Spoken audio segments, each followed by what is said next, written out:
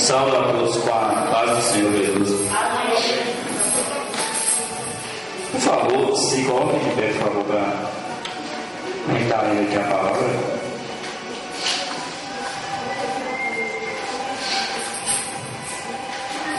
O primeiro texto aí está em Hebreus, capítulo 4, versículo 3. Hebreus 4, 3.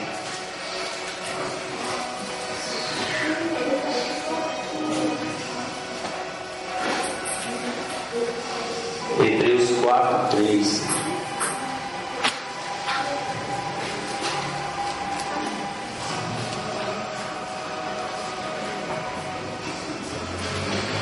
Porque nós, os que temos crido, entramos no repouso, tal como disse: assim jurei na minha ira, que não entrarão no meu repouso, embora as suas obras estivessem acabadas desde a fundação do mundo. Final do versículo aí: embora as suas obras estivessem acabadas desde a fundação do mundo.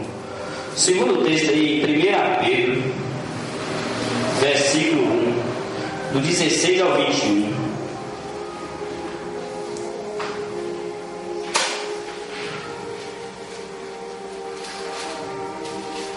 Pedro, capítulo 1, 16 a 21.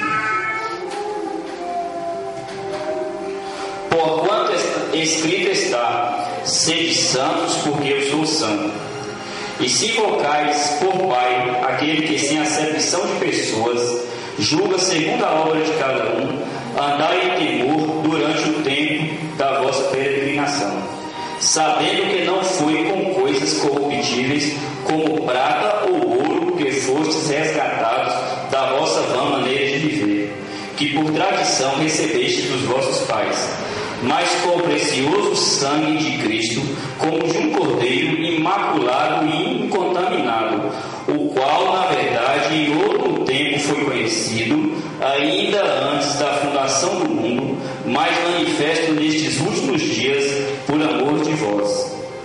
E por ele credes em Deus, que o ressuscitou dos mortos e lhe deu glória, para que a vossa fé e esperança estivessem em Deus. Para completar uma terceira leitura, por favor, Apocalipse 13, 8. Apocalipse 13, 8.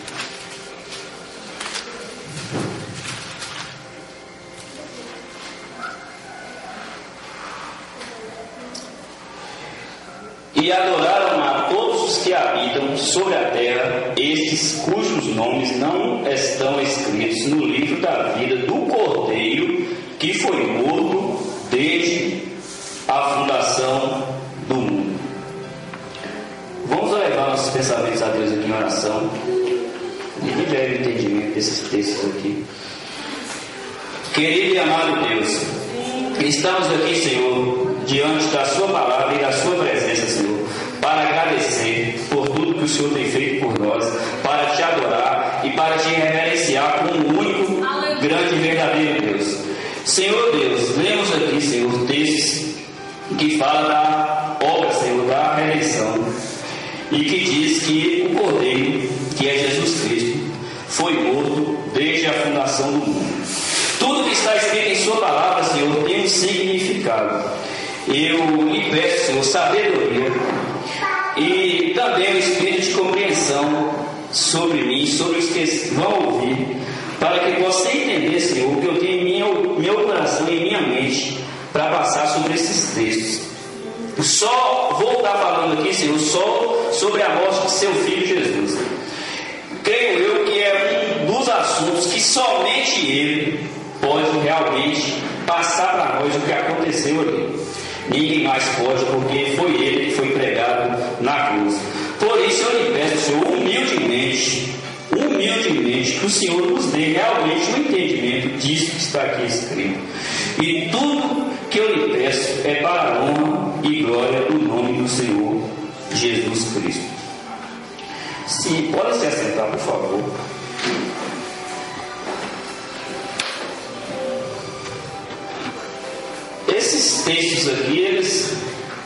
eles usam a expressão que antes e desde a fundação do mundo.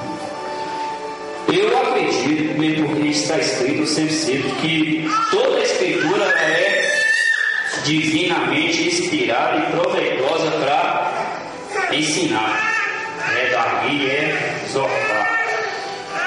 Eu não tenho assim um conhecimento que eu falei da última vez. Essa tarde eu estava pensando, eu nem nunca frequentei uma aula de escola bíblica dominical, é uma verdade. Eu não estou usando uma falsa humildade, não, é uma verdade. Eu nem nunca assisti uma aula. O único dia que eu tive aqui foi para ver um outro assunto, eu acabei diretamente participando. Agora eu nunca me direcionei. O que eu vou passar para os irmãos aqui, alguns textos que eu anotei, né, fazer a ligação de um com o outro e tentar passar aqui o que eu entendi, que é através do Espírito Santo, uma mensagem desses textos e mais alguns que a gente vai estar lendo. Até a gente poderia tirar aqui vários aspectos aqui para estar falando. A soberania de Deus, né, a presciência de Deus, predestinação, mas eu não vou estar assim falando em nenhum assunto desse. Eu vou estar exatamente falando aqui sobre a morte de Jesus Cristo, mas vista de tentar passar assim de um ângulo diferente, né? Porque aqui em Apocalipse 13:8 está dizendo que o Cordeiro foi morto desde a fundação do mundo. Nós sabemos que a morte de Cristo física na cruz, como a gente vê com os olhos da carne, em imagens, lê também, o entendimento que a gente tem é que foi há aproximadamente 2000 anos. Mas em Apocalipse 13:8 está dizendo que o Cordeiro foi morto desde a fundação do mundo, desde a fundação do mundo. Se isso aqui está escrito, com certeza tem um significado. A palavra desde tem um significado seguinte: a começar de, a contar de, a datar de. Se o Cordeiro foi morto desde a fundação do mundo, é claro que a morte deles começou a contar desde a fundação do mundo. Se concretizou há 2000 anos atrás, mas realmente foi desde a fundação do mundo. Isso aqui eu creio que vai ficar mais claro com uma leitura aqui de mais alguns textos. Lá em 1 Pedro também, no 1 Pedro, no capítulo 1, no versículo 20, vai bem além, o qual na verdade foi conhecido ainda antes da fundação do mundo.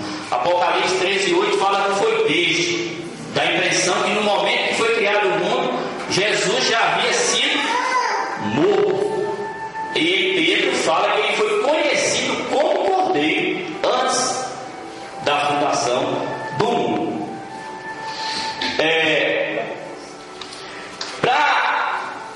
O que eu quero passar aqui com esses textos e mais alguns é tipo assim, a gente vai ver umas profecias em alguns textos, a agonia que Jesus passou.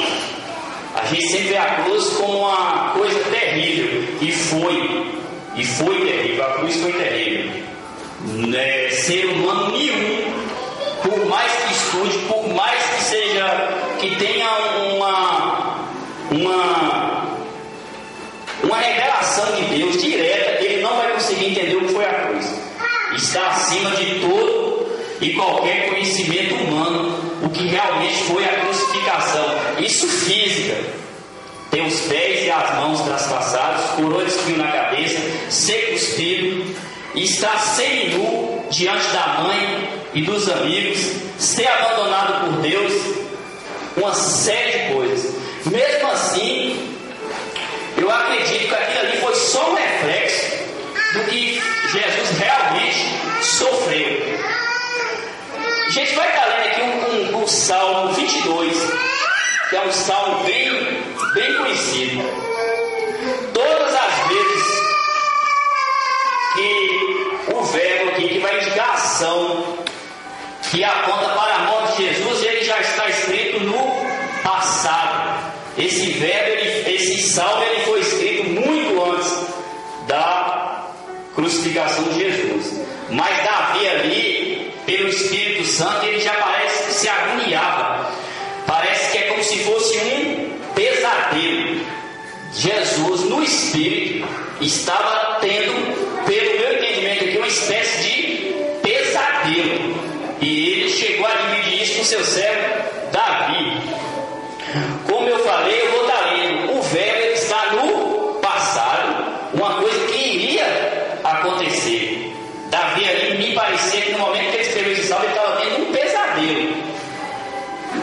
O Espírito Santo dividiu com ele ali a agonia que Jesus estava sentindo, né? Assim como dividia alegrias, esse salmo que é um retrato da agonia. Preste atenção, Salmo 22.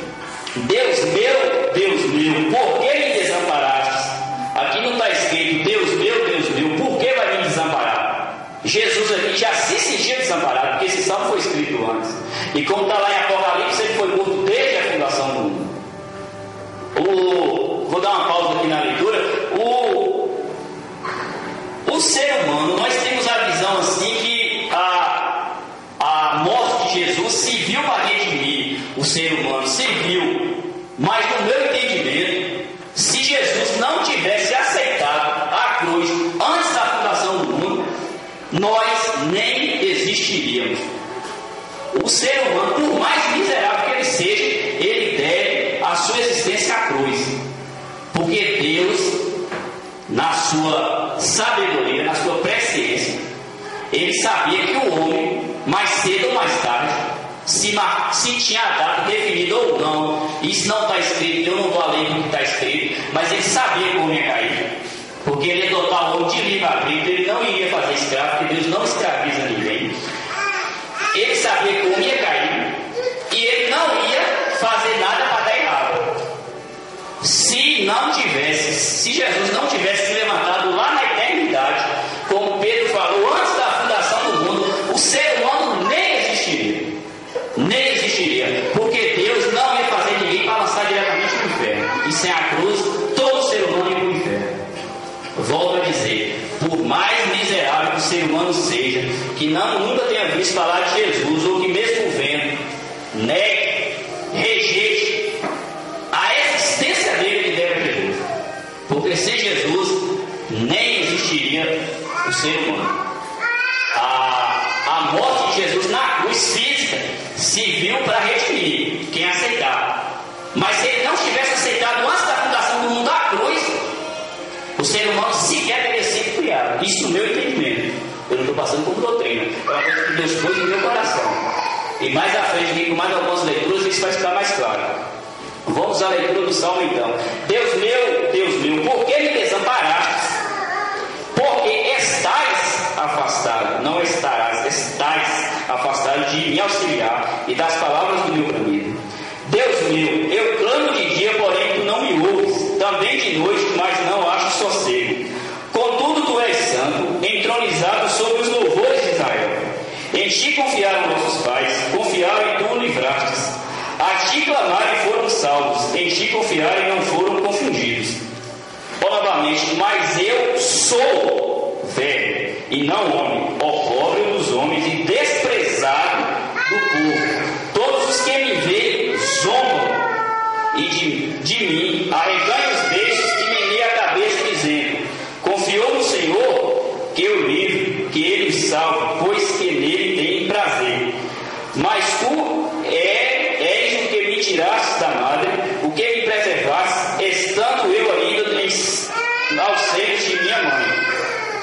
Nos teus braços fui lançado desde a madre, tu és meu Deus desde o ventre da minha mãe. Não te alongues de mim, pois a angústia está perto e não há quem em mim acuda. Muitos touros me cercam, fortes touros de Bazã me rodeiam. Abrem contra mim sua boca, como leão que despedaça e que ruge. Como alva me derramei, e todos os meus ossos se desconjuntaram. O meu coração como cera, derreteu-se no meio das minhas entranhas. A minha força secou-se como um caco, e a língua se me apega ao paladar. Tu me puseste no pó da morte. Posso contar todos os meus ossos.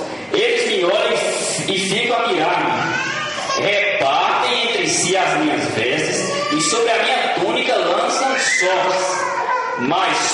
Senhor não te alongues de mim, força minha, apressa-te em socorrer-me. Livra-me da espada e a minha vida do poder do cão. Salva-me da boca do leão, sim, livra-me dos chifres do boi selvagem. Então anunciarei o teu nome aos meus irmãos, louvar-te-ei no meio da congregação. Como eu falei antes, você percebe aqui nitidamente a agonia que Davi escreveu esse salmo. Esse salmo aqui, eu acredito que Davi não escreveu ele cantando. Isso aqui é um pesadelo. E a escritura, segundo o que Pedro escreveu, toda a escritura é inspirada, toda. E no momento que Davi foi inspirado, quem inspirou foi o Espírito Santo estava triste, na pessoa de Jesus. E você vê aqui que ele dividiu com Davi.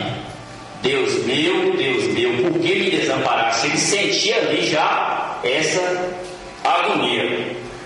Isso aqui a gente poderia tomar como exemplo nos dias de hoje, um condenado à pena de morte.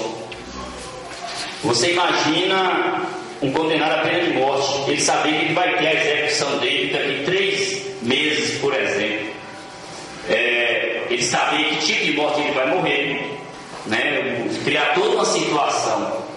Só que esse condenado, ele teria uma vantagem. Ele não teria certeza. Porque eu não sei se eu vou estar vivo amanhã para ser morto daqui 3 meses. Jesus não, por ele ser onipresente, onisciente e onipotente, ele sabia de tudo. São textos que já são bem conhecidos, mas a gente vai estar aqui só para lembrar as profecias e o cumprimento exato dessas profecias. Eu vou estar lendo o fato aqui, a profecia e o cumprimento, para vocês verem realmente o que o Espírito dividiu com esses profetas. Primeira coisa, ser traído por um amigo. Jesus sabia que ele ia ser traído por um amigo, ele via isso, né? Salmo 41, 9, o escritor do Salmo 41, no versículo 9, inspirado, escreveu: até o meu próprio amigo íntimo, em quem eu tanto confiava e que comia do meu pão, levantou contra mim o seu calcanhar. Você vai ler João 13, 21 a 27. Em verdade vos digo, um de vós me há de trair, né? Ser vendido por 30 moedas de prata, e este dinheiro ser usado para comprar um campo de oleiro, para ser usado para cemitério. Zacarias 11, 12 e 13. E eu lhes disse: se parece bem aos vossos olhos, dai-me o que me é devido, e se não, deixai-os pesarem, pois por meu salário 30 moedas de prata. Ora, o Senhor disse-me: arroja isso ao oleiro, esse belo preço em que fui avaliado por eles. E tomei as 30 moedas de prata e os arrojei ao oleiro na casa do Senhor. Mateus 26, 15. E disse-me: que me quereis dar? E eu vos lhe entregarei. E eles lhe pesaram 30 moedas de prata. Mateus 27, 7. E tendo deliberado em conselho, compraram com eles o campo do oleiro para servir de cemitério para os estrangeiros. Jesus aqui, ele sabia até o valor que ele seria negociado. Isso não é fácil. Você receber uma traição de um amigo já não é fácil.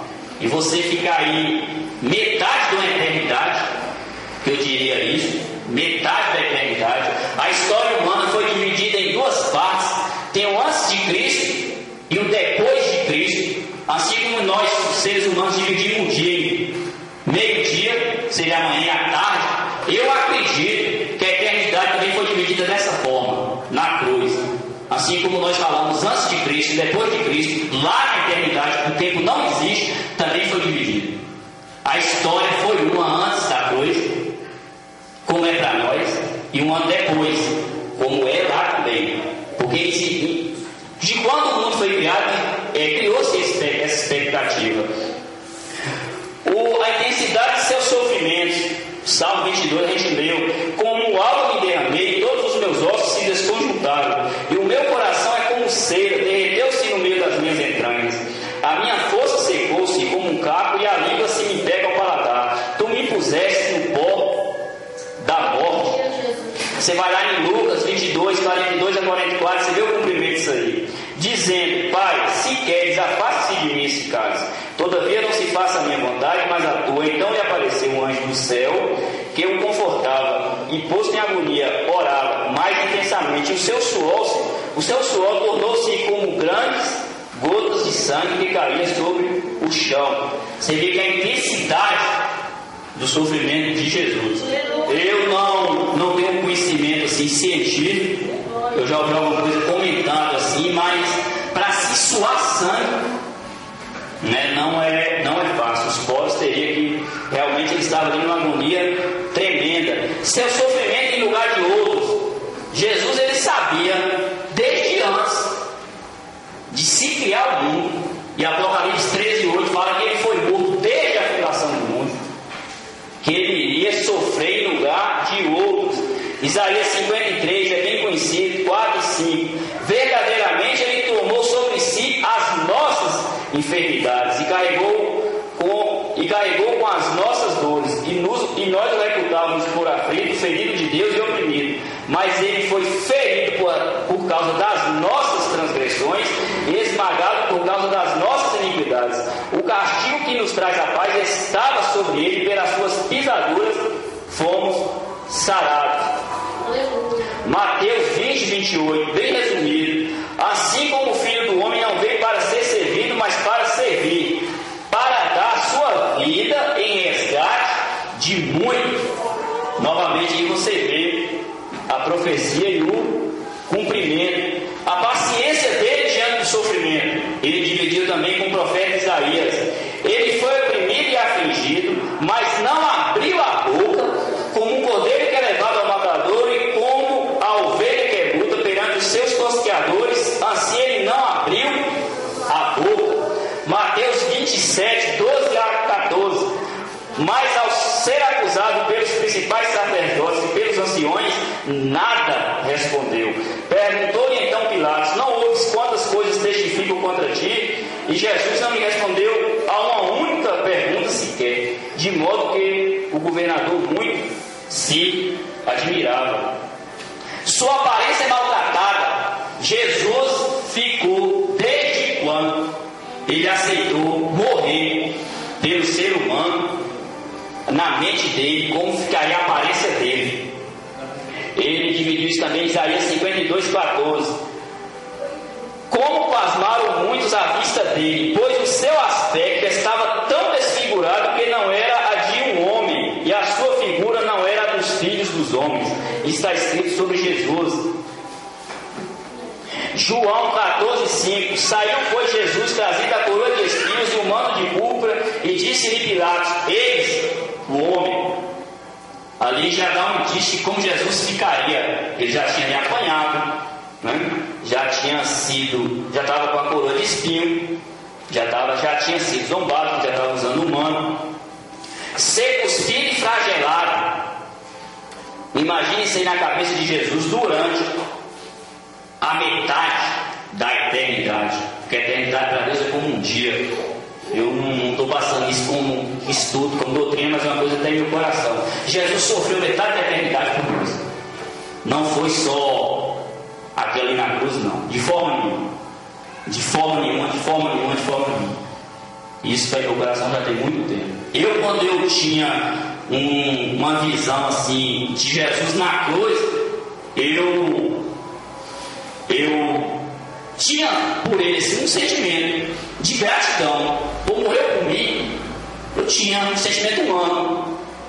Um dia eu lendo aqui um texto de Jó aqui, que eu vou estar dividindo com os irmãos, eu folheando a Bíblia dentro do ônibus, que ele subindo até a Serra do Marçal, que montou em minha mente esse quadro aqui do que foi realmente para Jesus a morte dele. Aí essa coisa que eu tinha de respeito e de amor humano todo, eu diria que eu me converti naquele momento. Eu diria que eu me converti realmente naquele momento. Que eu vim entender o que foi a crucificação de Jesus. A crucificação de Jesus não foi ali 3 anos de ministério, uma prisão ali por não sei quantos dias, não foi só aquilo, não. Não foi só aquilo. Jesus sofreu antes da fundação do mundo, até aquele brado dele: está consumado. Jesus, quando ele falou está consumado ali, não foi a morte dele, não. Foi a obra da redenção. Não foi a morte dele, foi a obra da redenção. Que Hebreus fala lá, que todas as obras dele foi executada antes da fundação do mundo. se apresentou na cruz, mas foi antes da fundação do mundo. Eu já citei aqui, mas de uma forma infinitamente menor. Você imagina um condenado à pena de morte. Imagina aí, você ser condenado à pena de morte. Como eu falei, em 3 meses, você ficar aí contando os segundos, os dias, passando todo um filme na sua cabeça, eu vou morrer. Mas, além de você não ter certeza que você iria morrer, porque tem apelação, tem uma série de coisas, e você também estaria ciente que você estava morrendo por alguma coisa que você fez. Jesus foi diferente. Eu acredito que se o Evangelho mudasse um pouco para isso, essa coisa mais da crucificação realmente foi, eu acho que faria assim, mais efeito, né? O fato de ser cuspido e flagelado, Jesus sabia até quantas gotas de cuspe ia cair na face dele, com certeza. Isaías 56: ofereci as minhas costas aos que me feriam e as minhas faces aos que me arrancavam a barba. Não escondi o meu rosto dos que me afrontavam e me cuspiam. Ó, Mateus 26, 66 a 68. Que vos parece? Responderam eles: é réu de morte. Então uns lhes cuspiam no rosto e lhes deram socos, e muitos lhes tospeteavam, dizendo: profetiza, Cristo, quem foi que te bateu? Você vê que novamente os detalhes disso aqui. Isso aqui é impressionante. E eu defendo sempre, né, uma coisa ali, eu defendo que Jesus ele não se distingue da palavra dele, usa essa expressão, ele não se distingue. O que está escrito na Bíblia estava no coração dele, ele sofreu com isso aqui. Não foi só ali o bater do martelo, que não foi fácil, só ele para saber, como eu falei, ser humano nenhum, por mais que ele tenha intenção, por mais que ele estude, por mais que o Espírito Santo revele, ele não vai conseguir chegar nem perto do que foi a cruz. E a cruz não é nada parecido com o que foi Jesus sofrer. Metade da eternidade. Metade da eternidade. Eu poderia ficar aqui citando a Bíblia todinha. Você vai abrir lá em Gênesis, quando aquele cordeiro morreu, que é um tipo de Cristo, foi o primeiro sangue derramado sobre a face da terra. Eu acredito que sim, porque o homem era vegetariano, a hora de comer carne depois do peru. Jesus ali já sentiu na prática o que estava escrito a parte dele, né? Ter os pés e as mãos traspassados. Salmo 22:16. Pois cães me rodeiam, um ajuntamento de malfeitores me cercam, traspassaram minhas mãos e os pés. Novamente, esse salmo foi escrito antes, muito antes da crucificação. Agora não está escrito assim, vai me transpassar, não, está escrito traspassaram. João 19:18. Onde crucificaram com ele outros dois, um de cada lado de Jesus. E Jesus no meio. Aí você vai ver a crucificação, que a maneira de crucificar tinha que estar perfurando os pés e a mão, onde o crucificaram. Ter sido esquecido por Deus, que eu acredito que foi uma das piores coisas. Imagine você abandonado até pelo Pai. Deus meu, por que me desamparaste? Salmo 22:1. Ele brada isso na cruz. A mesma expressão, Mateus 27:46. Cerca da hora nona, bradou Jesus em alta voz, dizendo: Eli, Eli, lama sabachthani. Isto é, Deus meu, por que me desamparaste? É a mesma expressão. Lá não está escrito no Salmo, vai me desamparar, e lá em Mateus, me desamparou, está me desamparando. Não, é a mesma intensidade com que Jesus bradou na cruz. Davi escreveu o Salmo. A mesma intensidade, a expressão foi a mesma, e eu acredito que o sofrimento foi o mesmo, se não pior, porque na cruz Jesus sabia que estava acabando. Ele sabia que ele já tinha sido cuspido, ele sabia que ele já tinha recebido a chibatada, ele sabia que ele já tinha carregado a cruz, ele sabia tudo. Para ele talvez tenha sido mais fácil bradar da cruz do que inspirar Davi para escrever. Eu acredito dessa forma, né? Ter sido zombado, todos, Salmo 22, 7 e 8. Ter mel e vinagre dado, Salmo 69, 21. Deram-me fel por mantimento, e na minha sede me deram a beber vinagre. O que eu vou falar aqui vai parecer estranho, mas eu acredito que até o gosto do vinagre Jesus sentia lá na eternidade. Está escrito, e eu acredito dessa forma. Toda a escritura é divinamente inspirada, toda. Lá está em Gênesis, no início criou Deus, anteriormente de Apocalipse é toda. Por mais estranha que sentido. Eu não acredito que a Bíblia tenha sido alterada. E se tiver sido, eu acredito que não, a responsabilidade é de Deus, não minha, que estou falando. Eu acredito que não, morro dizendo que não, mas sim, a responsabilidade é de Deus e não de nós que tenta viver ela. Né? Eu acredito que Jesus aqui, ó, Salmo 69, 21. Deram-me fel por mantimento, me deram a beber vinagre. Mateus 27, 24. Deram-lhe a beber vinho misturado com fel, mas ele, provando, não quis beber. Ele já sabia até o que ia dar para ele na cruz. Ele dividiu isso aqui com o escritor do livro de Salmo. Tem suas vestes repartidas. Eu, como homem, e por uma certa timidez que eu tenho, coisa que inclusive falta hoje, né, às vezes com as pessoas, imagina você aí, isso na cultura nossa, nos dias de hoje, já não é fácil você ficar seminu na frente de sua mãe. Não é fácil.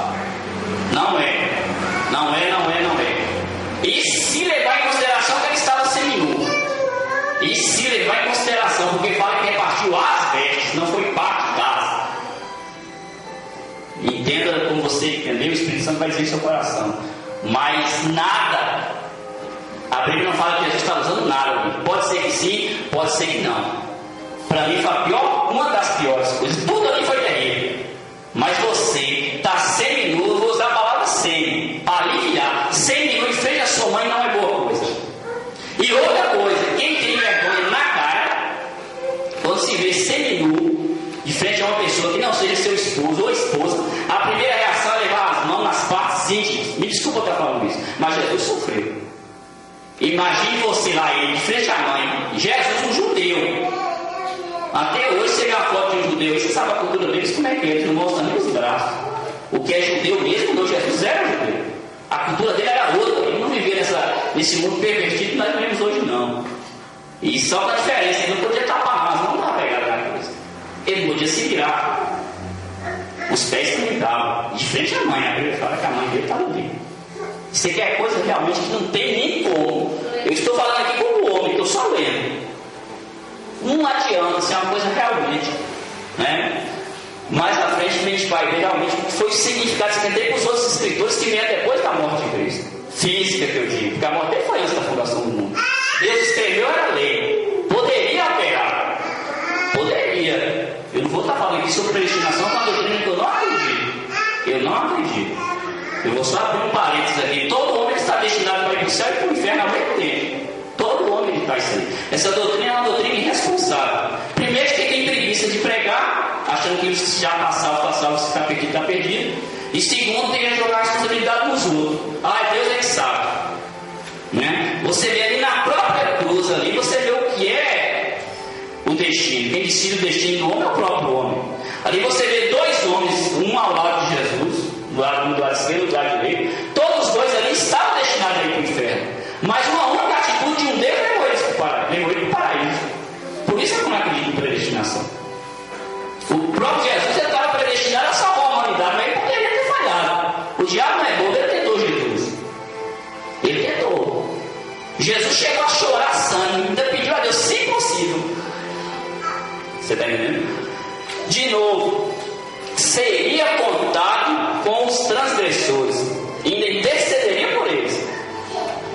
Isaías 53, 12. E foi contado com os transgressores, mas ele levou sobre si os pecados de muitos, e pelos transgressores intercedeu. Ao cumprimento, Lucas 23, 33 e 34. Quando chegaram ao lugar chamado Caveira, ali o crucificaram a ele e também aos malfeitores, um à direita e o outro à esquerda. Se você fala um está à direita e o outro à esquerda, você está contando 1, 2, 3. Jesus, porém, dizia: Pai, perdoa-lhes porque não sabem o que fazem. Ele intercedeu pelos soldados e também por aqueles homens, também que um deles foi salvo. Um dos ladrões foi salvo, está relatado. Nenhum dos seus ossos seria quebrado e teria o seu corpo transpassado. Até isso Jesus sabia. Jesus sabia que ele ia ter seu coração perfurado mesmo depois de morto. Salmo 34, 20. E ele lhe preserva todos os ossos, nem sequer um deles se quebra. Zacarias 12, 10. Mas sobre a casa de Davi, sobre os habitantes de Jerusalém, derramarei o meu espírito de graça e de súplica, e olharão para ele traspassaram, e o prantearão como quem pranteia por seu filho único, e chorarão amargamente por ele, como se chora pelo primogênito. Você vê a expressão, e olharão para aquele a quem transpassaram. João 14, 31 a 37. Foram então soldados e, na verdade, quebraram as pernas ao primeiro e ao outro, que com ele fora crucificado. Mas, vindo a Jesus e vendo que já estava morto, não lhe quebraram as pernas. Contudo, um dos soldados lhe furou o lado com uma lança e saiu algo de sangue. Jesus, ele sabia até que ele teria seu lado furado. Até isso ele sabia. Ele dividiu isso lá com o profeta Zacarias, né? O Jesus, ele aceitou isso aí. É uma coisa que nós não vamos entender nunca. Eu sou sincero a dizer, eu acho que não. Eu tenho certeza, eu mesmo não vou. Pelo menos nesse corpo, eu acho que nem lá na eternidade. Deus, ele vai dividir muita coisa com o ser humano, e você vai ficar guardado para ele. Porque não tem como ele dividir isso aí. Não tem. Se você for olhar por esse lado, qualquer página da Bíblia que você for torcer, sai sangue. Qualquer página da Bíblia que você for torcer, ela sai sangue. E é sangue de Jesus. Às vezes lá tem versículo da Bíblia que foi escrita com sangue. O Salmo 22 mesmo parece que foi. Isaías 53 parece que foi. Parece que lá na eternidade, quando Jesus inspirou Davi a escrever esse salmo, porque lá eu acredito que o tempo não existe como nós contamos, foi com sangue. Eu já li aqui, mas só para reforçar mesmo, olha as coisas que Jesus sentiu. Ele viu o semblante de Judas na contagem de tempo humano, de quando Adão caiu até a crucificação, foi em torno de 4.000 anos. Jesus ficou 4.000 anos já sentindo aquilo. No mínimo 4.000 anos, no mínimo, não vou dizer nem a eternidade. Mas a partir do momento que o homem pegou, ele tinha certeza que ele ia ter que vir. Ele viu o semblante de Judas. Ele sabia o valor que ia ser pago por ele. Ouviu os passos do guarda. Via seus amigos abandonando. Ele ouvia Pedro negando. Sabia que ia ser trocado por um malfeitor. Sentia cada soco e cada bofetada que era dada em seu rosto. Sabia quantas gotas de sangue derramaram desde o primeiro ferimento até sua morte. Jesus sabia. Todos os cabelos de nossa cabeça estão contados, não vai em fio se Deus não quiser. Jesus, ele sabia quantas gotas de sangue ele ia derramar desde o primeiro ferimento até o último. Isso ele contava na eternidade toda. Se isso não for amor, aí a coisa complica. Podia contar chicotadas. Podia, ele sabia quantas ele ia receber. O pior de Jesus não é saber que ia tomar chicotada, não era quantas. Ele recebeu a primeira e sabia que faltava X chicotada ainda. E ele sabia. E ele inventou o que era. Ele fala que ele não abriu a boca. Ele imaginava a sua aparência desfigurada. Ele via também. Ele sabia até quantas gotas de saliva ia ser jogada em sua face. Ele sabia. Ele viu o semblante daqueles homens cuspindo. Isso é a eternidade toda, não foi naquele momento. Ele sentia cada fio de sua barba que ser arrancada. Ele podia contar quantos espinhos tinha aquela coroa. Ele sabia também. Via quantas vezes sua cabeça seria golpeada pelaquela cana, da primeira até a última. Tinha contado os passos que daria com a cruz em suas costas. Isso aqui também ele sabia. Jesus, ele deu o primeiro passo. Ele sabia da falta X passos. Ele sabia. Ele foi contando. Se você pegar alguma coisa para levar a algum lugar, você imagina a distância, para você não conta os passos. Jesus, ele sabia. 1, 2, 3, 4. Caiu no caminho. Voltou pela cruz. Sabia. Sabia e sabia. Isso não era um segundo antes de pôr a cruz nos ombros, não. Lá na eternidade, Apocalipse 13, 8. Cordeiro de Deus que foi morto desde a fundação do mundo. Ele sabia. Ele tinha com quem dividir também. Porque é uma coisa que está além da compreensão humana. Está além da compreensão humana. Ele sabia que o peso ia ter aquela coisa. Sabia. Se alguém põe alguma coisa para você levar aqui, você não vai saber o peso. Você não vai saber o que vai estar em suas costas. Ele sabia o peso da coisa. Ele sabia que foi ele que criou a matéria, que criou aquela madeira. Ele sabia quantos átomos tinha naquela cruz, ele sabia o peso, ele sabia o que custava levar ela. Ele ouvia cada palavra de insulto que ele seria proferida. Salmo 22 aqui parece que o Espírito Santo dividiu com Davi essa agonia que Jesus tinha. Teve, zombava dele. Viu ser grande cada pessoa que passava por ele. A Bíblia fala que eles meneavam a cabeça. Também sabia que não poderia sequer abrir a boca para se defender, porque senão o plano da redenção cairia por terra. Sabia a espessura dos pregos e quantos músculos aqueles pregos iam romper. Sabia também. Sentiu o ardor de seu suor nas feridas e chagas. Sentia. Eu acredito que quando Jesus aceitou a morte pelo ser humano, ele sentia. Ele que criou o suor, o sal do suor, ele sabia a intensidade que aquele sal iria doer em suas costas. Aquelas chagas estavam abertas. Isso aqui daria uma tempo para estar falando mais, mas vamos procurar resumir. Sentia que iria ser contado em meio aos bandidos na cruz. Jesus imaginava, está ali 1, 2, 3. Bandido também contou 1, 2, 3. Ele se fez maldito. A Bíblia está escrito isso aí também. Sentiu o gosto do fel. Sentia seu corpo despido. Eu imagino que Jesus ficou esse tempo todo, antes da crucificação, imaginando o semblante da mãe dele, olhando para ele. Eu vou usar o semi-antes do nu, semi-nu na cruz. Ele sabia que ele também não ia poder tapar. Imagine isso aí. Isso é terrível. Eu só estou lendo. Vou procurar a minha vez só a ler. Só a ler. Ele sabia uma das piores coisas, que o Pai ia abandonar ele.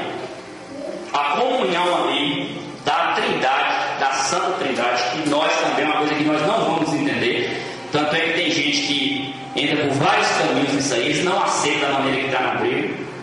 Deus não vai revelar aquilo ali nunca para homem nenhum. Não adianta estudar, não adianta, não vai. Ninguém vai entender o que é Pai, Filho e Espírito Santo, esqueça. Eu já vi por esse caminho aí, é perigoso, não vai aceitar. Tem gente que fica aquela coisa, é só o Pai, só o Filho, rejeita o Espírito. Outros falam que é só os três, é uma série de coisas. Mas existe, a Bíblia desse entendimento, existe três numa comunhão, os três são um. Naquele momento da cruz ele rompeu. Foi a pior coisa. Mas eu acredito que a pior coisa que Jesus aguentou aquilo tudo, não foi nem isso não. Foi saber que depois disso tudo ainda tinha gente que ia rejeitar ele. Porque você fazer o sacrifício, saber que vai fazer, ele preocupa. Eu vou ter que carregar isso aqui para fulano, fazer um favor para ele, te preocupa. Agora, depois saber que você vai ser mal agradecido e não vai aceitar, ou muitas vezes zombar. Eu estava até com uma palavra preparada para falar sobre isso aqui hoje. Eu preferi nem, estão fazendo aí, uma coisa que também não edificar a igreja, mas o que estão fazendo, estão zombando. Você não acreditar uma coisa, você rejeitar é outra. Você não acreditar que eu sofri por você é uma coisa, você saber que eu sofri por você e rejeitar esse sofrimento em seu lugar é outra. Agora, além de saber que eu sofri por você e zombar do meu sofrimento, é diferente. Tanto é que eu acho que a humanidade está chegando aí no cúmulo do que poderia chegar. Lá em Sodoma e Gomorra, que levou Deus a destruir aquelas cidades, foi exatamente o pecado ali, que era muito, uma série de coisas. Hoje, além do pecado, eu acho que está chegando na linha de Deus assim, que não está mesmo mais com medo de suportar essa coisa, está zombando da coisa. Zombando da coisa. Hoje está uma coisa assim terrível. Você não acreditar que Jesus morreu é uma coisa. Você não aceitar que ele morreu no seu lugar é outra. Agora, zombar daquilo ali é coisa que o ser humano não deveria fazer. Eu estava até em mente falar uma coisa sobre isso aqui, mas eu acho que eu não tenho capacidade não. Eu preferi rejeitar. Porque é terrível. Diante do que está exposto aqui, tem gente que ainda está zombando. Tem gente que ainda está zombando. Eu não vou nem citar assim, mas tem gente que ainda está zombando. Está na mídia. Mídia essa que é patrocinada por evangélicos. Não é uma série de coisas, não vou entrar porque é realmente um assunto longo, mas é terrível. Estão pegando o caminho inverso. Eu vou só dar um parênteses aqui sobre o que é isso aí que está acontecendo. Lá no Antigo Testamento, se não me engano, está lá escrito que Deus não aceitava dízimo de prostituição. Eles estão pegando o caminho inverso, quer dizer, Deus não aceita o que é profano pegando o santo. Hoje eles estão pegando o que é santo para financiar o profano. E esses profanos que eles estão financiando aí, isso é evangélico que eu estou dizendo. Não é o cristão, não, é o evangélico, o gospel. Está sendo usado para pagar salário de pessoas que estão roubando da coisa. Isso é uma coisa que a gente tem que ter um certo discernimento. Eu vou dar um exemplo aqui para vocês entenderem. Vou só comparar esse vídeo, eu toquei no assunto que eu vou falar para não ficar muito no ar. Um exemplo. Eu conheço um cidadão, sei que ele é traficante de droga, vive matando, destruindo família, destruindo lares, e eu sei que ele vai direto em uma determinada cidade levar droga. Ele vive daquilo, ele leva droga para destruir família. Aí eu sou evangélico, não tenho discernimento da palavra. Porque aquele cidadão está indo, ele já está indo, eu vou dar a ele um valor para custear a viagem dele, para ele levar uma Bíblia para mim. Agora vê se faz sentido. Vê se faz sentido. Eu pagar um traficante de droga que destrói famílias para levar a palavra escrita. É onde eu quero chegar com isso. O que mais destrói lá hoje é a televisão. Você está batendo isso aqui. Porque é uma realidade. Hoje pega o dinheiro que teria que estar sendo aplicado para pregar o evangelho e financia essas coisas. É a mesma coisa. Do jeito que se eu pegar o dinheiro meu e dar para um traficante de droga que leva droga e arma para destruir família, com a desculpa que ele está levando a Bíblia para pregar, para entregar para o irmão, atrás é a mesma coisa. É a mesma coisa. Está pegando dinheiro que é santo para investir no profano, para destruir família, e esse dinheiro que está sendo investido no profano está sendo usado para financiar salário de quem zomba de Deus. E eu não quero estar no meio desse povo para que Deus venha acertar conta com eles, não, porque eles sabem o que estão fazendo. E não é essa coisa de pregar evangelho, não. Porque eu não acredito que o evangelho está sendo pregado. É o evangelho, existe evangelho. Paulo falou isso aí, Gálatas 1:8 e 9, se eu não me engano, é bem conhecido. É o evangelho maldito. Se vier eu ou um anjo do céu, é maldito. Se pelo menos ele estivesse usando o dinheiro que é tido como santo, e entregasse na mão do profano, e o profano estivesse usando, ele estivesse lá no meio pregando, seria menos mal, mas não está pregando. Não está. Isso é um outro assunto, não vou dar. Paulo ele teve assim uma visão, porque depois da ascensão de Jesus, ele apareceu só a Paulo, além de João. Paulo ele teve uma visão tão grande do que foi a crucificação de Jesus, que quando ele escreveu lá aos Coríntios, primeira carta, do 2, do 1 ao 2, olha o que ele escreve. E eu, irmãos, quando fui ter convosco, anunciando-vos o testemunho de Deus, não fui com sublimidade de palavras ou de sabedoria, porque não me propus saber de vós nada, senão a Jesus Cristo e esse crucificado. A mensagem de Paulo era só essa, só. O que dá a entender aqui, que o centro da mensagem de Paulo era só essa. Abre a Bíblia de vocês, por favor, em Jó, no capítulo 19. Analisar só mais esse texto aqui, a gente está encerrando. Jó 19.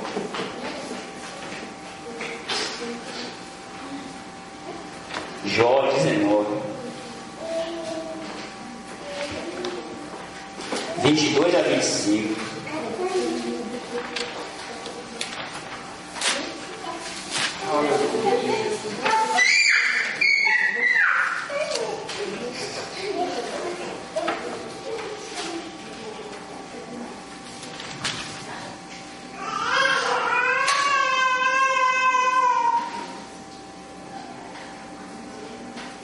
Do 23 ao 25, Jó 19, 23 a 25.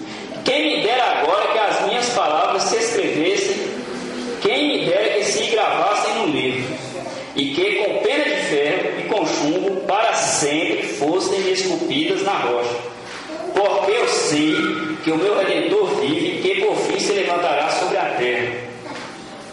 Esse versículo aí, 23, quem me dera agora que as minhas palavras se escrevessem, quem me dera que se gravasse num livro, e que com pena de ferro e com chumbo para sempre fosse esculpida na rocha. Na rocha. Jó, inspirado pelo Espírito Santo, ele usa aí, que na língua portuguesa hoje, Ele chama de artigo.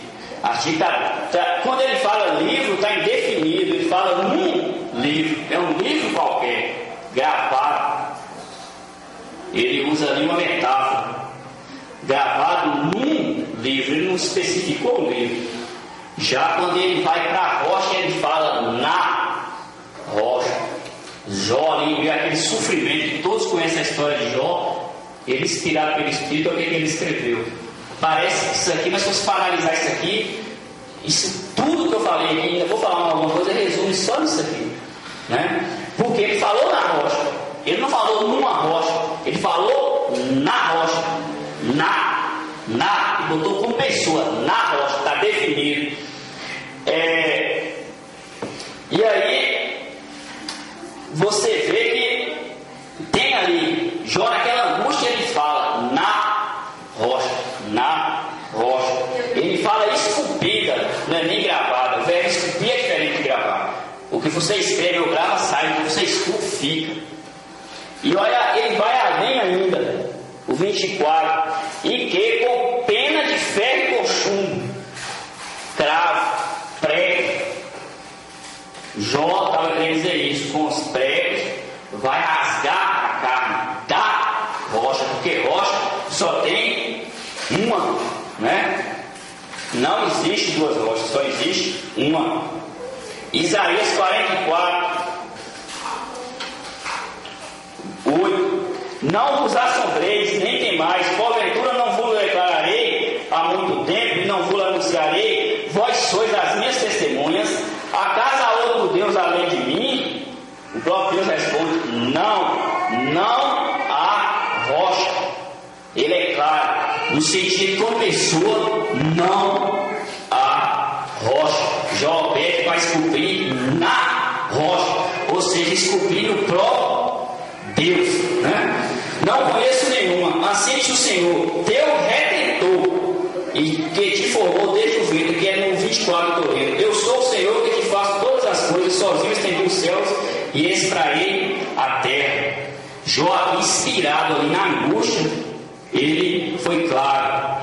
Ele falou: cravar com cravo, esculpir com pena de ferro e chumbo na rocha, ou seja, com os cravos rasgar a carne de Jesus.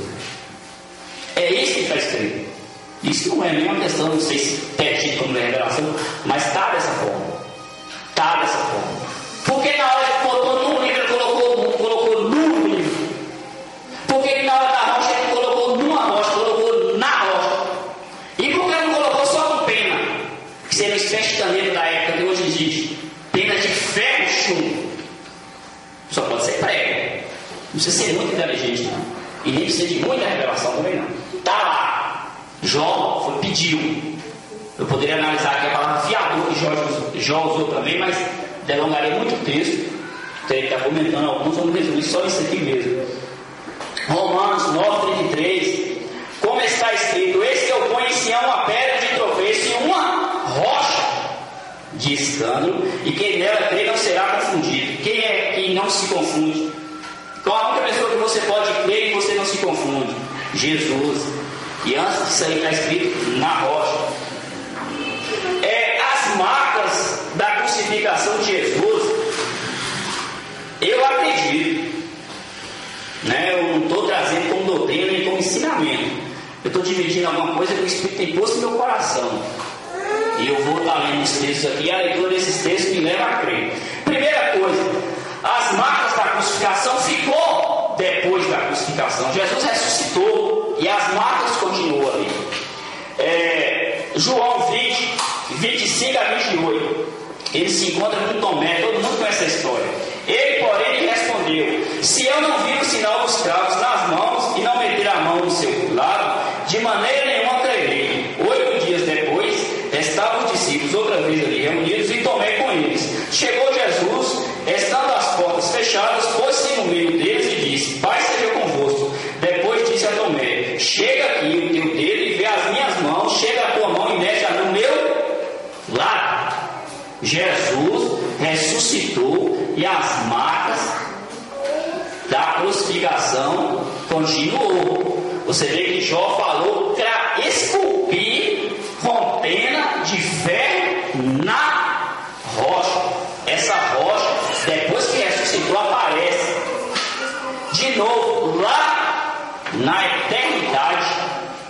João, lá na visão de Apocalipse, ele teve a visão de Jesus de novo. Apocalipse 5, 6. Nisto vi, entre o trono e os 4 seres viventes, no meio dos anciões, um cordeiro em pé, como havendo sido morto. Você só distingue a pessoa se ela havia ou não sido morta se tiver uma marca no corpo. Você vê nitidamente que João enxerga o cordeiro como havia sido morto. Ou seja, ele viu as marcas até lá na eternidade. Aquela visão não veio da eternidade, não foi do nosso tempo, veio de lá, após a crucificação. Eu ouço dizer, eu vou ter até ousadia de dizer, eu não vou além do que está escrito, eu vou só atender o que está escrito, mas eu acredito que a única coisa eterna mesmo é aquelas marcas de Jesus. A Bíblia fala que vai ter novos céus e novas terras. Eu não sei se vai refazer, marcar a palavra novo. Nem o nome de Jesus é eterno, como nós conhecemos, não. Não, e as marcas é. Segundo o que está escrito. Apocalipse 3, 12. A quem venceu eu farei coluna no templo do meu Deus, de onde jamais sairá. E escreverei sobre ele o nome do meu Deus e o nome da cidade do meu Deus, a Nova Jerusalém, que desce do céu, da parte do meu Deus, e também o meu novo nome. Jesus, ele não recebeu um novo corpo depois da morte. Tomé, antes da ascensão de Cristo, ele sentiu com o próprio dedo as marcas da crucificação. João, na visão de Apocalipse, viu essas marcas, porque ele viu o cordeiro como havia sido morto. Ele viu as marcas lá. E Apocalipse 3, 12 fala que Jesus vai ter um novo nome. Sim, fala o próprio Jesus. Jesus não mente, nunca, jamais. O nome, como conhecemos, Jesus vai deixar de existir, segundo Apocalipse 3, 12. E as marcas da crucificação são eternas. São eternas. Por isso é que eu digo que Deus não vai dividir isso nunca com homem nenhum. Porque também nem se ele quisesse, ele não poderia, né?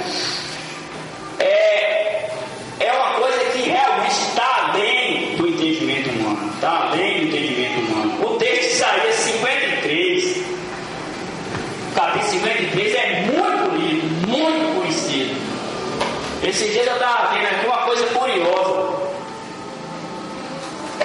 Esse texto é um texto profético e ele divide em milênios, um texto único, divide em fatos que aconteceriam distante do outro, milênios. Ele fala da crucificação de Jesus e também fala da instalação do reino de Jesus, que viria anos depois. A profecia escrita no mesmo dia, pelo mesmo autor, o que fala sobre a crucificação, o verbo está no passado, já tinha acontecido, ele já tinha sofrido com aquilo.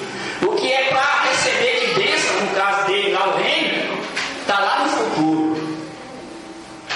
Eu não vou ler o texto todo, mas no versículo 4, verdadeiramente ele tomou sobre si as nossas enfermidades e carregou com as nossas dores. No 5, mas ele foi ferido e esmagado por causa das nossas iniquidades. O castigo que nos traz atrás estava, não está escrito estará, estava sobre ele. No 7, ele foi oprimido. No 8, pela opressão e pelo juízo foi arrebatado. No 9, e deram-lhe, já tinha dado, deram-lhe a sepultura. Agora você vai aqui para o versículo 10, que é o milênio, é futuro também, porque o verbo não está no passado. Todavia foi da vontade do Senhor esmagá-lo, fazendo-o enfermar, quando ele se puser como oferta pelo pecado, verá. Aí você vê o verbo no presente. Quando é escrito sobre a morte passada, a profecia muda, está no futuro, verá a sua prosperidade, prolongará os seus dias, a vontade do Senhor prosperará nas suas mãos. No 11, ele verá o fruto do trabalho da sua alma e ficará satisfeito. No 12, pelo que lhe darei, a morte Jesus já tinha recebido, ele foi transpassado, ele foi contado, ele foi cuspido, ele foi zombado, ele foi perfurado. Já na hora de receber, pelo que lhe darei, ele daí ia receber o reino. Qual a diferença disso aí? diferença muito grande, muito grande, muito grande. A morte de Jesus, mesmo física, não tem como, mesmo física, eu estou tratando aqui uma coisa assim, mais de eternidade mesmo, a angústia dele, a angústia, baseada nesses textos aqui. Mas, abre as Bíblias com vocês, por favor, Mateus 27, Evangelho de Mateus, capítulo 27. Deixa abertas aí, vou fazer um comentário para a gente ler esse texto, para vocês perceberem a profundidade disso aqui. Mateus 27.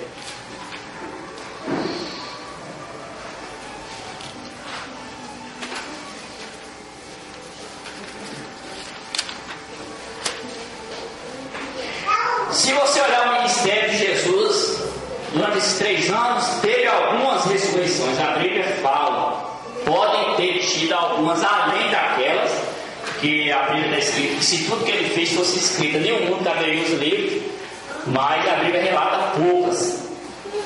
Poucas. Se você for contar, eu não me lembro o número, mas eu acho que resume a umas 5 ressurreições. É o filho da viúva, filho de Jairo, está lá, foram poucas ressurreições, poucas. Na morte de Jesus, leia aí para vocês verem, Mateus 27, 51 a 53. Olha o que foi a morte de Jesus quando ela se consumou. Mateus 27, 51 a 53. E eis que o véu do templo se rasgou em 2 de alto a baixo, e tremeu a terra, e fenderam-se as pedras, e abriram-se os sepulcros, e muitos corpos de santos que dormiam foram ressuscitados. A Bíblia fala em muitos. Eu não sei aqui o que seria muitos aqui, mas uma meia dúzia com certeza não foi. Mais uma vez, eu vou falar uma coisa. Eu não estou passando como ensino. Eu não estou passando como ensino. A gente está falando, pregando, não é isso. Eu estou dividindo. Como eu falei antes aqui, eu nunca participei de uma escola dominical, nunca. Diretamente não. Nunca vez que eu vim fazer um serviço na igreja, fiquei na meia hora olhando, participando, mas indiretamente. Eu não tenho assim conhecimento mesmo, nunca fiz curso. Mas tem coisa que a gente vai lendo e vai ligando. Aqui fala, no 53, e saindo do sepulcro depois da ressurreição dele, entraram na cidade santa e apareceram a muitos. Você vê que esses corpos de muitos santos. Naquela época, acredito que não morria 5, 6 santos por hora, não. Não era só uma mortandade de santo, não morria santo à vontade, mas ressuscitou muitos santos. Eu, baseado em alguns textos aqui, acredito que esses corpos foram dessas pessoas lá do Antigo Testamento. Eu vou estar lendo os textos aqui e depois formar um raciocínio. Isaías 42, 7. É a missão de Jesus.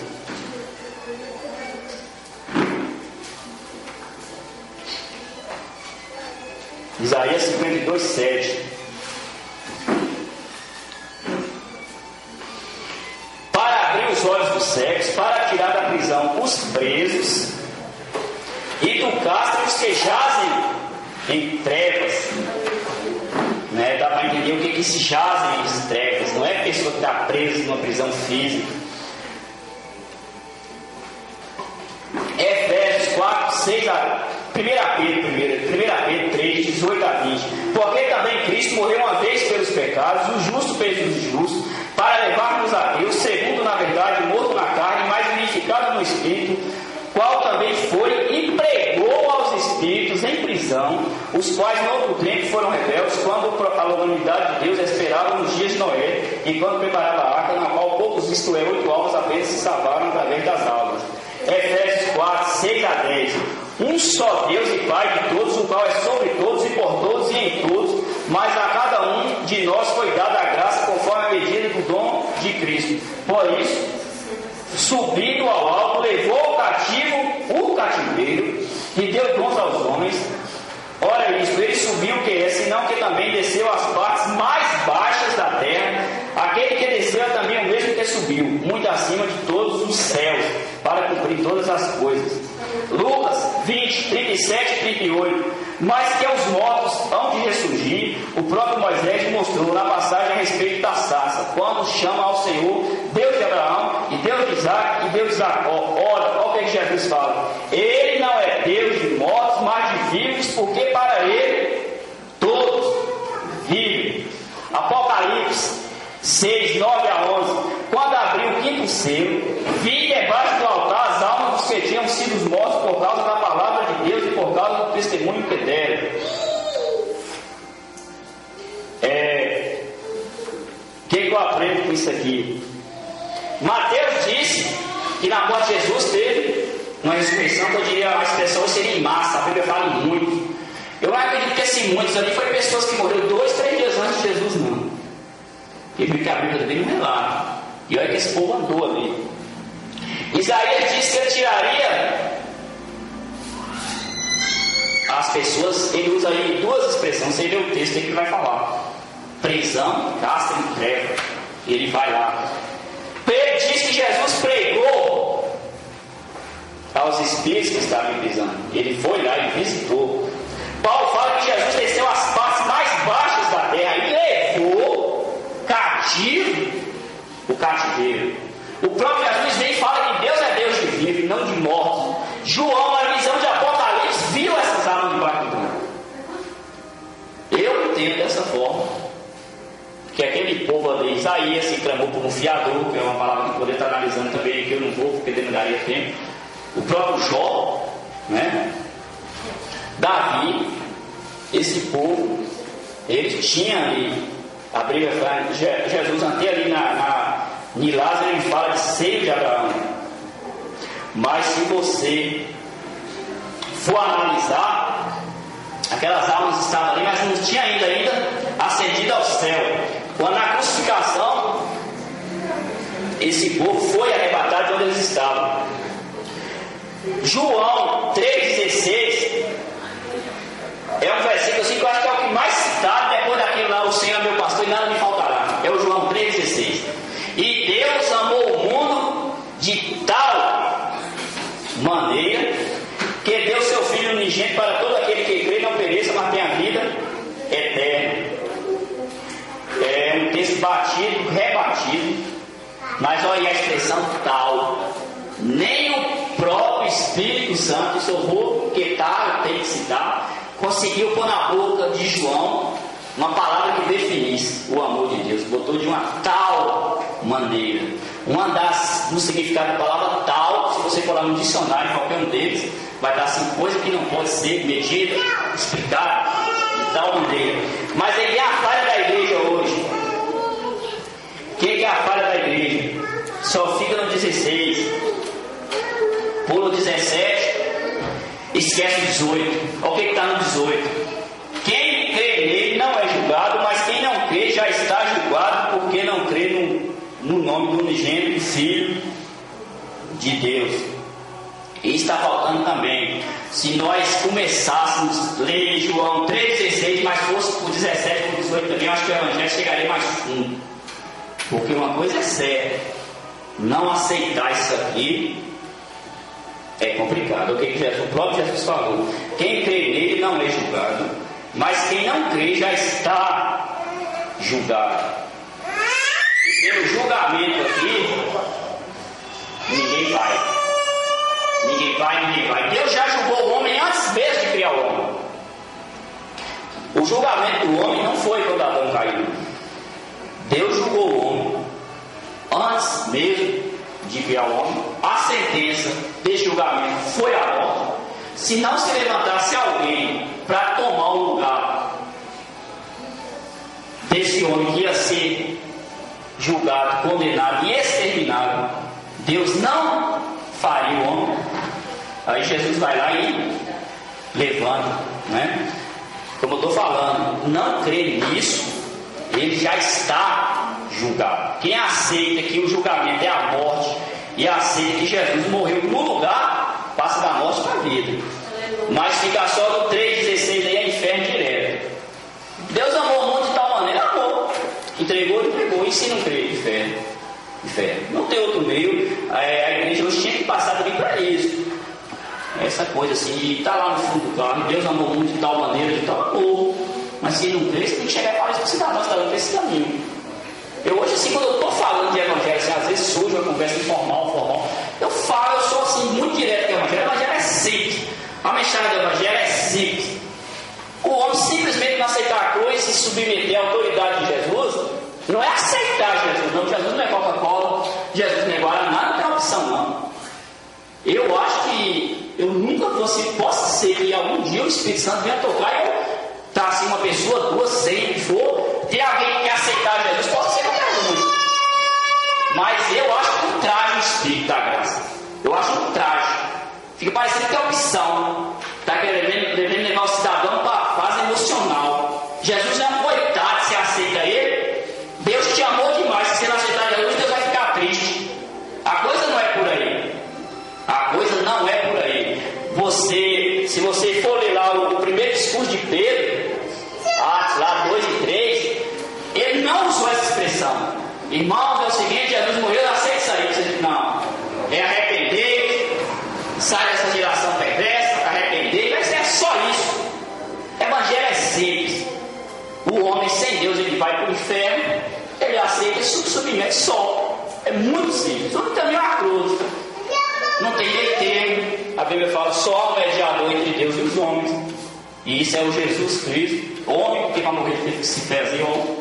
Não tem a mensagem do Evangelho, é simples, simples, simples. Com Deus, paraíso. Sem Deus, inferno. Acabou, acabou e acabou. Acabou.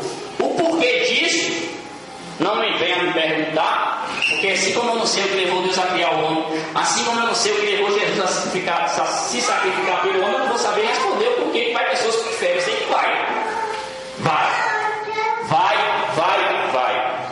A Bíblia é cheia disso, a gente também tinha que começar também a falar mais sobre isso aí. Essa questão do amor, existe o amor. Não pode nem ser medido. E Deus amou o mundo de tal maneira. Só que não aceitar, não é se chegar ao cidadão e balançar ele, não. Seja, não. Mas para de colocar Jesus como um coitado. Para de colocar Deus como um cidadão que está lá sentado e vai ficar todo tristinho, infeliz, que nem existiria se Deus não quisesse, vai entristecer Deus. A única coisa que eu acho que não tem certeza que entristece Deus é o pecado do homem. Só. Você aceitar ou não Jesus para ser salvo, não sei. Né? Deus amou um pouco. Mas lá, quando eu até falei, vai ser um texto de Efésios, não entristeçai o Espírito Santo da promessa, que é o Espírito de Deus. A Bíblia está o que entristece Deus, e lá não está escrito não aceitar Jesus, não. Não nesse sentido que eu estou dizendo, essa coisa que o Evangelho gosta está hoje aí. Aceita Jesus, irmão, levanta a mão aí, como se isso fosse mudar alguma coisa. Né? Confessar Jesus, não sei, tem que ponto também com a boca vai salvar ele. Mas está dizendo lá que sem santificação ninguém vai a Deus, é uma série de coisas, tem que entregar. O Evangelho é simples. Se a gente tirasse essa coisaiada, esses adereços que está no Evangelho, a mensagem ficava simples. Ficava. Eu tenho hora que está assim, 2, 3 pessoas conversando no meu trabalho, eu entro em muitas casas, está a pessoa lá falando sobre igreja. Um fala de um, fala de outro, fala mal, fala bem, defende a sua, ataca do outro, ataca a própria, defende a do outro. É aquela coisa que tem no Evangelho do dia, a gente conhece, a gente ama, escuta, sabe. É simples, eu falo, é o seguinte. Está aqui, Deus fez o homem, não fez para ir para o inferno, não era a intenção de Deus, mas Deus dotou o homem de livre-arbítrio, porque Deus não queria escravo. Ele só fez o homem dessa forma, e ele só fez porque Jesus aceitou morrer pelo homem quando o homem caísse, porque o homem ia cair. Deus não fez o homem para cair, mas ele sabia que um livre-arbítrio o homem ia cair. Ia cair, Deus sabia. Aí o que Deus fez? Deus falou, não, eu vou fazer, agora só faço se eu puder salvar. Aí ofereceu, o próprio Jesus levantou a mão lá na eternidade. A partir do momento que Jesus levantou a mão na eternidade, ele sabia de tudo. Eu não vou ler aqui a questão do fiador, que Jó pediu para Jesus ficar para o fiador dele. O Davi, Salmo 120, Davi, Salmo 119, eu falei esse dia sobre esse salmo, lá no versículo 122, se eu não me engano. Davi é o maior versículo da Bíblia, o maior capítulo da Bíblia. Davi ficou ali numa lua de mel espiritual com Deus, para pedir para Deus ficar para o fiador dele. E você vai lá em Gênesis e vê lá quem é fiador. Na lei de Deus, o fiador era o seguinte: se a pessoa não pagasse, ele pagava com a própria vida. Jó, aqui nesse 19 também, você vê um pouquinho à frente, ele volta a pedir Deus para ficar para o fiador dele. E o curioso é que ele pede para Deus ficar para o fiador, e lá na frente ele fala que ele já tem o fiador. Ele recebe a confirmação. Para finalizar aqui, o que foi a crucificação de Jesus, E o que vai ser rejeitar essa crucificação? O autor do livro de Hebreus definiu muito isso aqui. É um texto que deveria ser mais lido, comentado, pregado. Eu acho que isso serviria para despertar mesmo, até mais pessoas na igreja. Hebreus 10, 26 a 31. Eu vou estar lendo aqui. Hebreus 10, 26 a 31.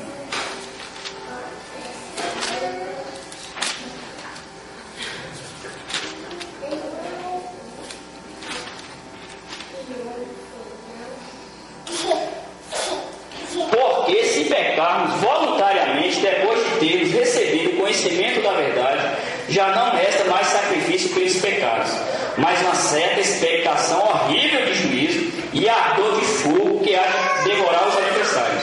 Quebrantando alguém a lei de Moisés, morre sem misericórdia, só pela palavra de 2 ou 3 testemunhas. De quanto maior castigo cuidais vós, será julgado merecedor aquele que pisar o Filho de Deus e tiver profano o sangue do testemunho, com quem foi santificado e fizer agravo ao Espírito da graça.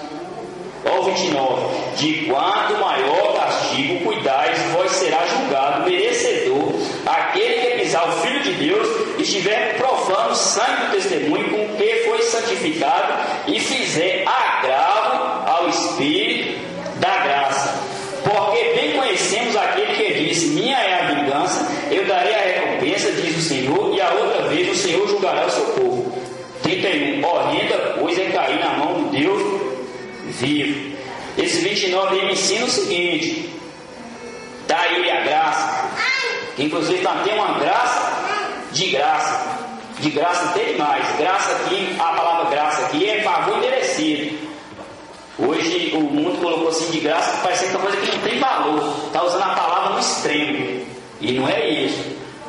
Rejeitar a oferta de salvação, que a Bíblia chama ali de graça, e lá no 31 está escrito que horrenda coisa é cair em mãos do Deus vivo, e depois do arrebatamento da igreja é o que vai acontecer.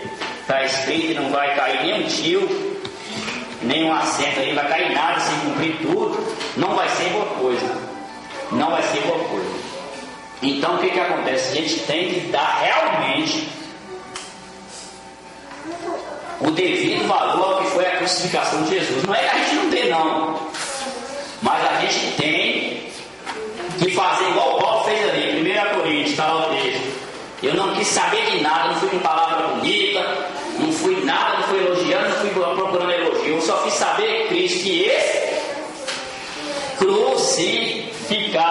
O Evangelho se resume a isso. O resto que a gente está tentando colocar aí, aquilo que eu falo todo mundo, é meio que adereço, enfeita, e às vezes enfeita até demais, fica bonitinho. O Evangelho hoje está como uma rosa sem espinho. Tira os espinhos todinho, o cidadão só quer sentir o cheiro, né? E aí depois vai acontecer o cair, vai ultrajar o Espírito da graça. Não está dando devido valor, está ultrajando o sacrifício. E no 31 está lá: horrenda coisa é cair na mão de Deus.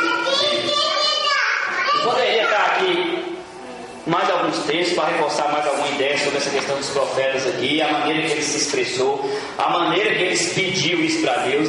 Até muitos deles morreram com o consolo de que seria atendido. Esse peso todinho foi jogado em cima das costas de Jesus.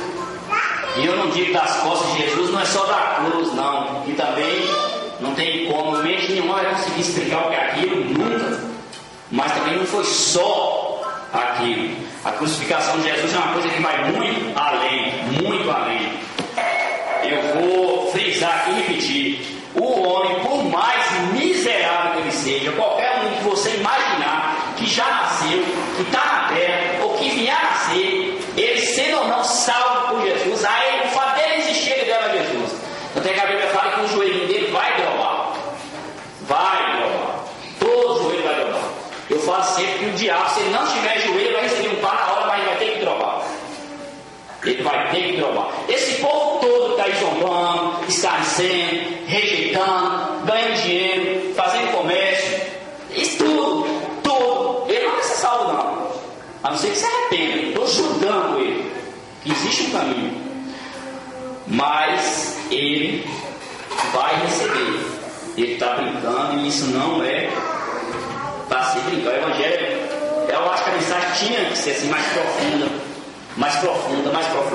Essa coisa de aceitar Jesus, que vai entristecer Deus, essa coisa está muito assim.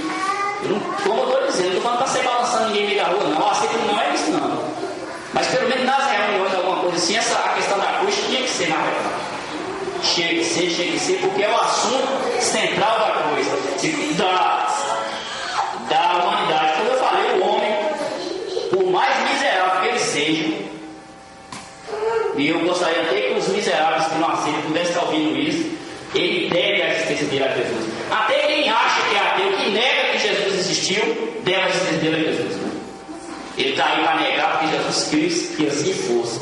Mas até o fato de ele ter nascido, ele deve a Jesus. Tudo. O universo gira em torno da cruz. Como nós conhecemos, gira.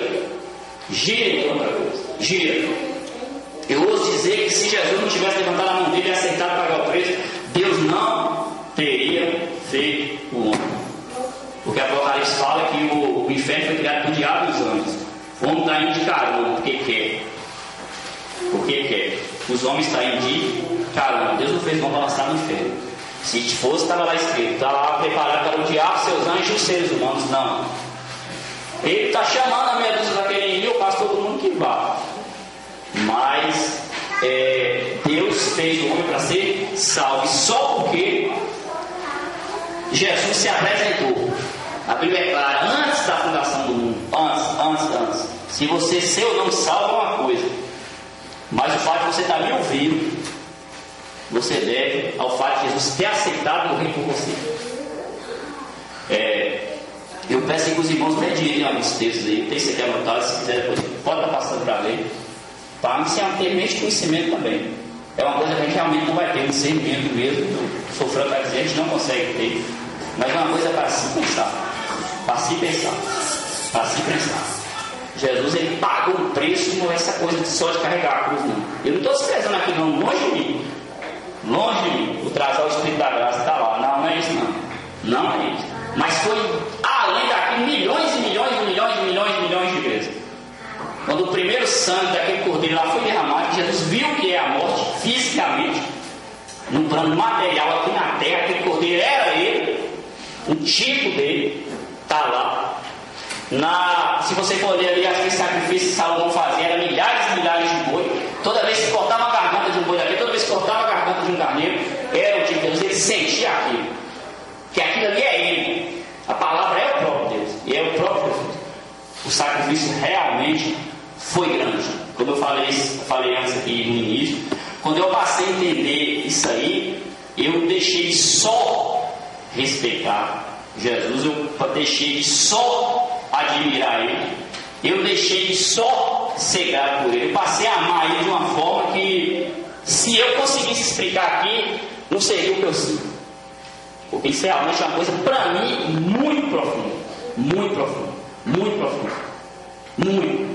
Ficar ali, aquele tempo todo, aquela angústia, que poderia abrir mão daquilo.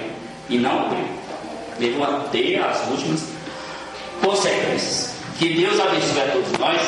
E eu agradeço a oportunidade e passo a palavra para o pastor.